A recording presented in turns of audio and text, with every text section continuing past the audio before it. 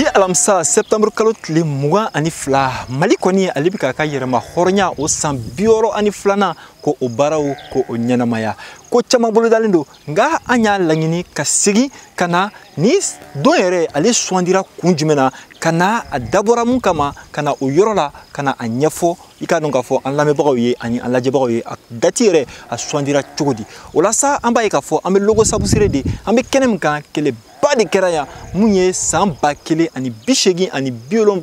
78 o don ye o don na sa masakɛ min tun bɛ yan n'o ye Ɲamodi Sisɔkɔ ye ale ni a ka maradenw u y'a fɔ k'a fɔ kɔni olu ka jamana a tɛ bila maa wɛrɛ ka mara kɔnɔna la nanzara minnu kɔni a wagati n'olu kɔni tun bɛ ka farafinna jamanaw k'olu d'u ka maraw kɔnɔna la olu kulu minnu tun dagalen do Saint-Louis Sénégal olu kɔni wulila u ɲama o tun ye colonel Rembo ye a ka jamakulu o tun ye maa 585 ani 5 ye u y'u kunda Sabusere kan u selen yan Sabuserekaw bannen kɔ kɛlɛ kɔni o kɛla o kɛlɛ kɔfɛ heure 10 ani dɔɔni kɛlɛ kɔfɛ mun ye i ka dɔn k'a fɔ ni nanzara ninnu cɛla ye maa 13 o ni tora a la u ka ɲamaba 2 tun b'o la wa maa 51 olu joginna Sabuserekaw ka taa fan fɛ kɔni maa 150 o de ni tora a la i ka dɔn Ɲamodi Sisɔkɔ yɛrɛ a donni kama ale ni tora a la ale kɔni tun bɛ ba sanfɛ n'o ye i ka dɔn n'an ko ale ma ko fleuve Sénégal o de la sa Mali ka yɛrɛma hɔrɔnya o ta wagati selen Mali président fɔlɔ n'o ye Modibo Keyita ye ani a jɛɲɔgɔnw u y'a lajɛ k'a fɔ a ka kan ni don kɛrɛnkɛrɛnnen ye Mali ka tariku kɔnɔna la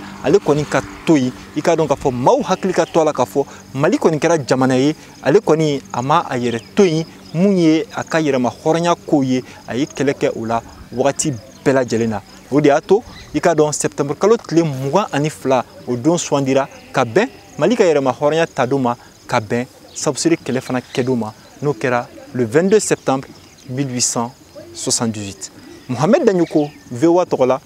ka bɔ Logo Sabusere